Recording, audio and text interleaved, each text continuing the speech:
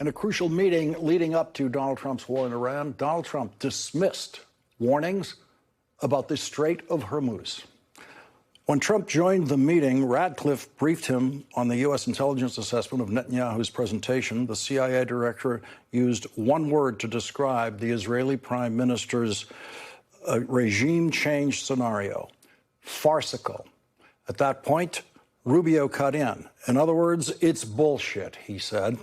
Several others jumped in, including Vance, just back from Azerbaijan, who also expressed strong skepticism about the prospect of regime change. The president then turned to the chairman of the Joint Chiefs of Staff, Dan Kane. General, what do you think? Kane replied, "Sir, this is, in my experience, standard operating procedure for the Israelis. They oversell, and their plans are not always well developed. They know they need us, and that's why they're hard selling."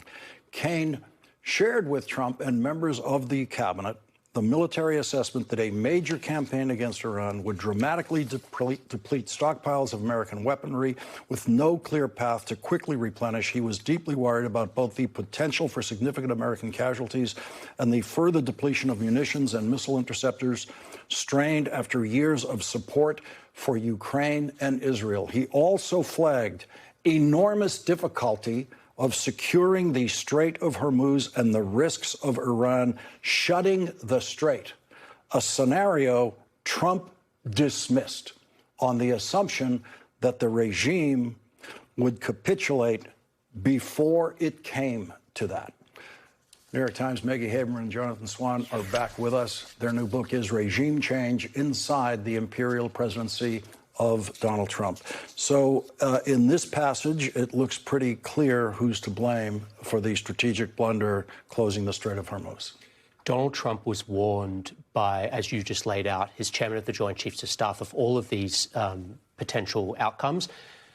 Again, this was not some secret. The Strait of Hormuz and the possibility of it closing has been in Pentagon wargaming scenario for years and years and years.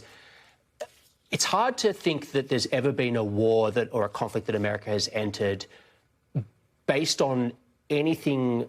It was really just a gut impulse from Donald Trump. He felt that this regime was a paper tiger, that this was going to be a fast war. He just said he felt that that was going to be the case, that they were going to collapse very quickly. And so you ask yourself all these questions. You know, as we've been doing our reporting, we've obtained a lot of classified information about the number of munitions that America has. We have spent down our critical stockpiles to an alarming extent. And so you ask yourself, how did this happen? How did we get into this war where we're running out of critical munitions, the strait is closed, the gas prices, and then we do all this reporting, we go into dig into these rooms, and it turns out, well, if you assume the war is going to last sweet FA, no time at all, that's it. I mean, it's a form of magical thinking, actually, is what it all boils down to. Except for very real consequences. Here's another piece of magical thinking. This is from the book. Trump said he thought Gaza's 2 million residents would be happy to evacuate their uninhabitable homeland. They could return eventually, he suggested, once the war-torn strip was transformed into the Riviera of the Middle East. The U.S. will take over the Gaza Strip, and we will do a job with it, too, he announced. We'll own it and be responsible for dismantling all of the dangerous unexploded bombs and other weapons on the site, level the site, and get rid of the destroyed buildings, level it out. Legitimately nutso, one senior aide said later, but very on brand. The Gaza idea represented the spur-of-the-moment nature of Trump's foreign policy that many had feared. Maggie, that line, legitimately nutso, is so important for readers and for the audience to know about, because this term, the Trump team has been publicly unified. We don't see the cracks. We never hear that person. After we see Trump do something, many of us might think that's legitimately nutso. We don't know there are people in the White House thinking the same thing. This is a group of people who genuinely want to see him succeed, Lawrence. I mean, I think that is something that is just so fundamentally different from term one. And I think is hard for people to understand because people got so used to term one where a man who had never run for city council before becomes president. He doesn't know most of his government. He doesn't know most of his White House. He is working with a very small group of people who he actually knows and 2 family members, and that's really it. He has people in his government who view his world view and his behavior as dangerous and in need of a check, whether it is John Kelly or James Mattis or on and on and on. There are people who were opposed to his agenda. There were also people who believed that he was trying to exceed his authority, which were people who still liked him or who were conservatives. There's none of that now. And he touched the hot stove in 2017 of firing James Comey and got a special counsel investigation. That's also off the table now.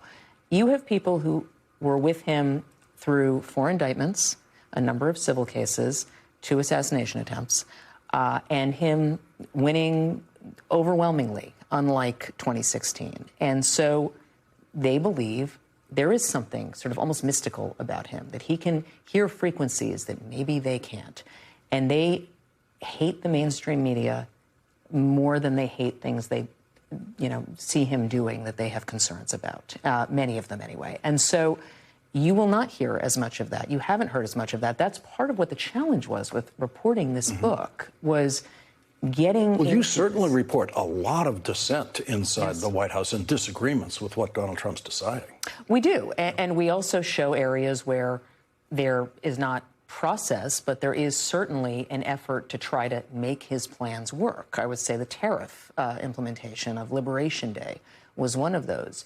We were really struck in the reporting, and we show this in the book, how scared people inside that government were, how scared people inside that White House were. First, in the lead up to Liberation Day, when they could not get him off of what he wanted to do. This was a 40-year project that he just wanted to try. And they were scared at how close the bond markets came to just completely melting down 7 days later, which was finally what got him off of it. But again, it was the willingness to just go straight to the brink.